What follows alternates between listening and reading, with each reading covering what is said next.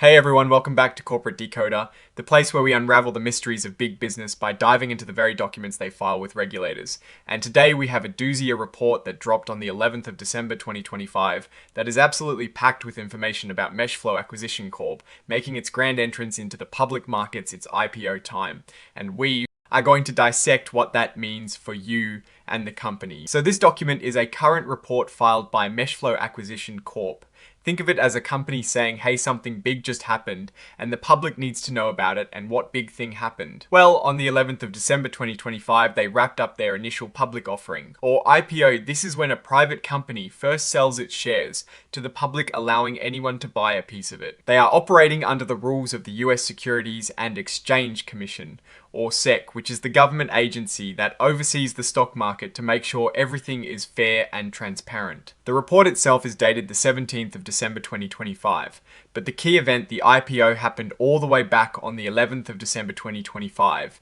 This is the earliest important date we need to focus on. The company is Meshflow Acquisition Corp, or simply the company as they refer to it. They are incorporated in the Cayman Islands, and their stock market nickname or ticker symbol is MESH. Now, this detail about being incorporated in the Cayman Islands might seem small, but it can have implications for how and where the company pays taxes, and how it is legally structured. It's common for companies to incorporate in places with favorable tax laws. Alright, let's get to the juicy stuff, the securities that are being traded on the stock market. They have three main things: units Class A, ordinary shares, and warrants, think of units, as a bundle deal. Each unit contains one Class A ordinary share and 1/3 of a redeemable warrant. The units trade under the symbol MESH. You on the Nasdaq Stock Market LLC. This is the primary exchange where most of their trading activity is happening. Then we have the Class A ordinary shares themselves. These are the actual pieces of ownership in the company with a very tiny face value of just $0.0001 each. These trade under the symbol MESH. And finally, the warrants. These give the holder the right but not the obligation to buy a Class A ordinary share at a specific price, which is $11.5. In this case, they trade under the symbol MESH. This is an important classification. Meshflow Acquisition Corp is an emerging growth company. This means they are relatively new and get to follow some less strict reporting rules compared to big established companies for a certain period.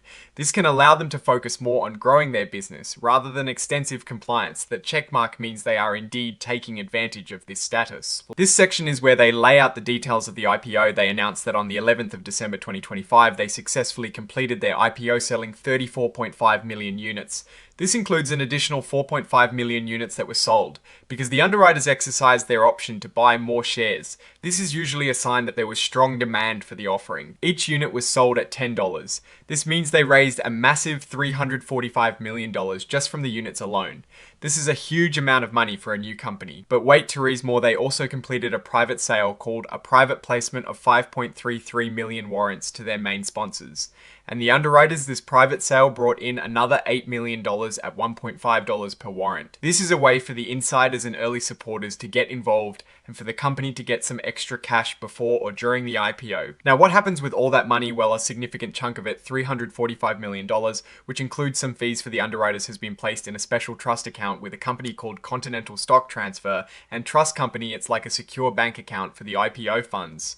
This is standard practice to ensure the money raised is protected and used for its intended purpose, which is usually to fund the company's future business operations or acquisitions. They also mentioned that an audited balance sheet as of the 11th of December 2025 reflecting these proceeds has been issued and is included as Exhibit 99.1. This balance sheet is a snapshot of the company's financial health right after the IPO and private placement. It will show how much cash they have and what their initial financial position is. This section just points to the exhibits that are attached to the filing. This is where you would find all the supporting documents like that balance sheet we just talked about. The exhibit index confirms that Exhibit 99.1 is the audited balance sheet as of the 11th of December 2025. This is the primary financial document we would want to scrutinize to see the actual impact of the IPO and private placement on their cash position. And finally, the signature page. This is where the key people at Meshflow Acquisition Corp sign off on the report to confirm its accuracy. Bartosz Lipinski, the Chief Executive Officer, Chief Financial Officer, and Chairman, has signed this report. It shows he is the leader of this venture. Now let's look at this from a big picture perspective. The company has just raised a staggering amount of money, $345 million from the IPO. And another $8 million from the private placement. This cash infusion is critical for a company like Meshflow Acquisition Corp. which is likely a special purpose acquisition company or SPAC. These companies are essentially shells formed to acquire or merge with another company. They use the IPO funds to find and purchase a target business. The structure with shares and warrants is also very typical for SPACs. The warrants give investors a potential upside if the stock price performs well after the IPO. They also provide a way for the company to raise more money in the future. If those warrants are exercised, the fact that they are an emerging growth company is significant. It means they have more flexibility in how they operate and report, which can be beneficial in their early stages. But it also means they are still building their track record. Investors should be aware of this. What does this all mean for you as an investor? Well, on the surface, it looks like a successful launch. Meshflow Acquisition Corp raised a lot of capital, which is the first hurdle for any new public company. The market seemed to have been receptive to their offering, with demand strong enough to trigger the underwriters over. Allotment option, however, the real test for Meshflow Acquisition Corp is what they do with this money. This IPO is just the beginning. Their success will depend on their ability to find a suitable company to merge with or acquire, and then to make that combined entity profitable. The warrants also add a layer of complexity, as they can dilute existing shareholders. If exercised, we need to remember that SPACs are high reward investments. The money, it's in a trust account. But the ultimate success hinges on the company's strategic decisions in the coming months and years.